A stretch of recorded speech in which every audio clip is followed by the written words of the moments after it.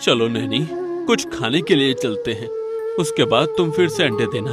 अब उदास कब तक रहोगी? और अगर फिर से अंडे देने के बाद कोई उनको खा गया तो मैं अपने आप को कैसे संभालूंगी? ये सुनकर पीकू ने कुछ सोचा। वो सामने बने पत्थरों के ढेर में से एक सफेद पत्थर चुगलाया और उसको घोंसले के अंदर रख दिया। अरे अरे, ये आप क्या कर रही है? बस देखती रहो नैना। अरे अरे अरे भेड़िया राजा, मैं तुमको भला कैसे खा सकता हूँ? मैं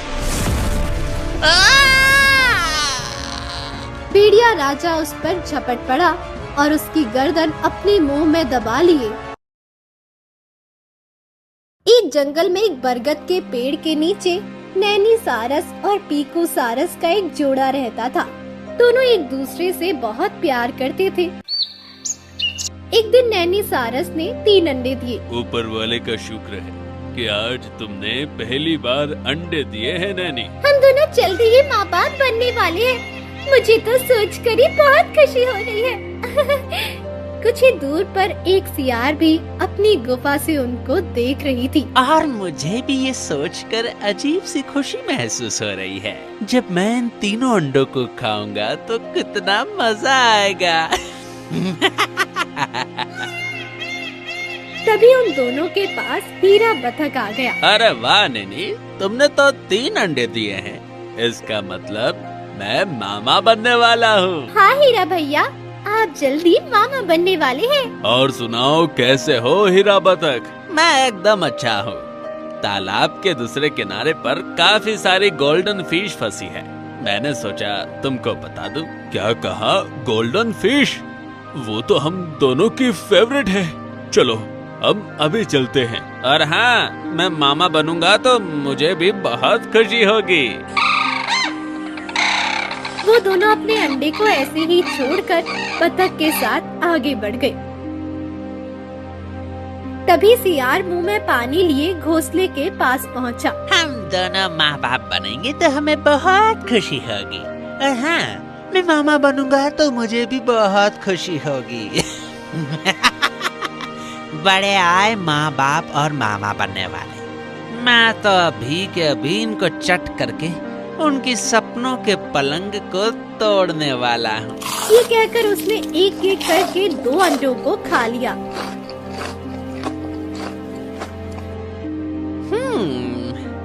अरे वाह, कितने स्वादिष्ट अंडे हैं। गले को नमकीन करते हुए उतर रहे हैं। उसके बाद उसने तीसरा अंडा भी खा लिया। वाह, मजा आ गया। आज तक इतने अंडे खाए हैं, लेकिन इस नैनी सारस के अंडे में एक अलग ही स्वाद है।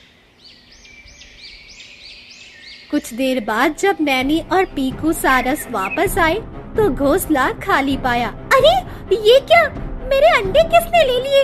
हाँ, लगता है किसी दुष्ट जानवर ने उनको खा लिया। नैनी ये देखकर उदास हो गई और पीकू का भी चेहरा उतर गया।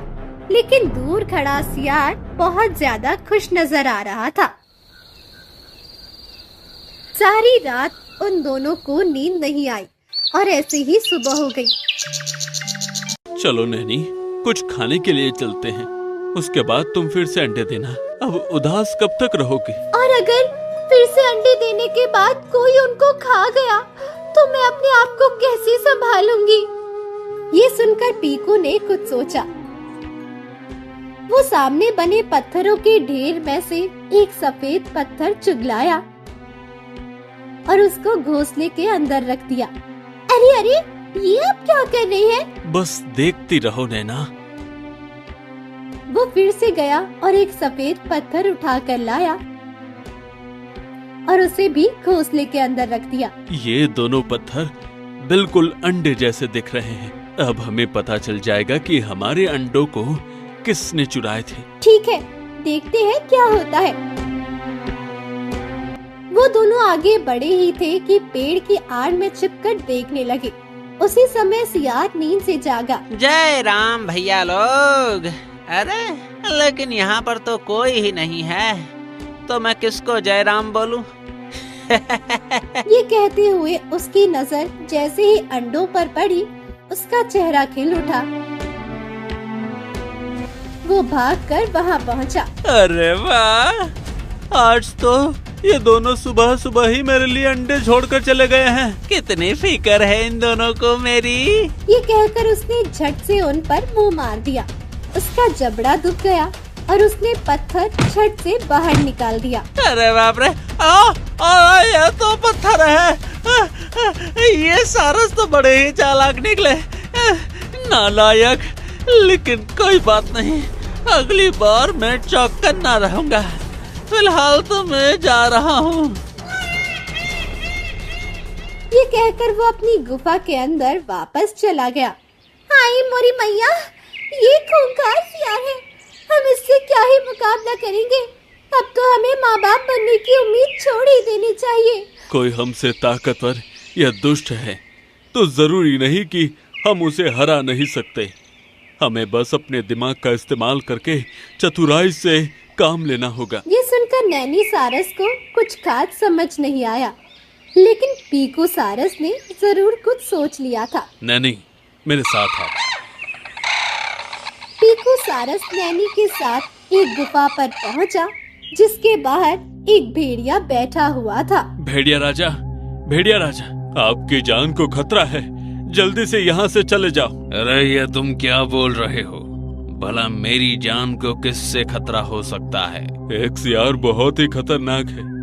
उसने अभी तक कितने ही जानवरों को मारा है और अब वो कह रहा है कि भेड़िया राजा को उसके गुफा के अंदर घुसकर मारूंगा। एक सियार? ये कहकर भेड़िया राजा एक पल को चुप रहा, फिर ठहाका लगाकर हंस पड़ा। ठीक है, ले आओ उसको भी मेरी गुफा के अंदर, उसका इंतजार करूंगा। देखते हैं कौन किसको मारता है। ठीक है भेड़िया राजा, हम कल उसको लेकर आ जाएंगे। ये कहकर वो दोनों वहाँ से चल दिए। जब काफी आगे पहुँचे तो नैनी ने पीकू से कहा, ये आप क्या कर आ गए? क्यों भेड़िया राजा से झूठ बोला? मुझे कुछ समझ नहीं आ रहा। उसको सियार की गंदी नीयत उसकी कमजोरी है। हम उसकी इसी कमजोरी का फायदा उठाने वाले हैं। अब मैं जो कहता हूँ उसको ध्यान से सुनो। ये कहकर पीकू सारस ने नैनी को ना जाने क्या समझाया। वो दोनों अपने घोंसले पर पहुँचे और चुपचाप सो गए। आज रात मैं सोने वाला नहीं हूँ। सुबह होने पर जब ये अंडे देगी तब इसके जाने के बाद उन्हें खाकर ही नींद भरूंगा। ये सोचकर वो धात लगाए जागता है। सुबह होने पर जैसे ही आँख खुली तो नैनी सारस तेज आवाज में बोलती हुई उठी। ए जी, सुनते हो? उठो, मुझे अंडे देने हैं। अरे उठ रहा हूँ, क्यों चिल्ला रही हो? क्या कहा? इसने अंडे देने जाना है? वैसे आपका वो आइडिया बहुत अच्छा था कि अब की बार घोंसले में अंडे ना देकर गुफा के अंदर अंडे दूं। अभी तक उस गुफा के अंदर हमारे 9 अंडे जमा हो गए हैं और अभी 2 अंडे और देकर आऊंगी। तो इन दोनों ने गुफा के अंदर अंडे देना शुरू कर दिया है। 9 अंडे का नाम सुनकर तो मेरे मुंह में पानी आ रहा है। आज तो समझो मेरी चांदी ही चांदी है। वो दोनों जब जंगल की तरफ निकल गए तो सियार भी उनके पीछे पीछे जाने लगा। दोनों भेड़िया की गुफा के अंदर चले गए तो सियार भी झट से अंदर घुस गया। अरे यहाँ तो बड़ा अंधेरा है। कहाँ हो तुम? मुझे बहुत भूख लगी है। आज तो मैं खूब जी भर कर खाऊंगा।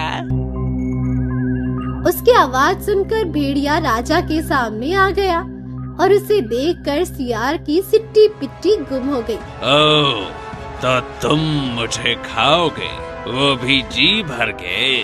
आओ, मैं तुम्हारी पार्टी करवाता हूँ। अरे अरे अरे भेड़िया राजा, मैं तुमको भला कैसे खा सकता हूँ?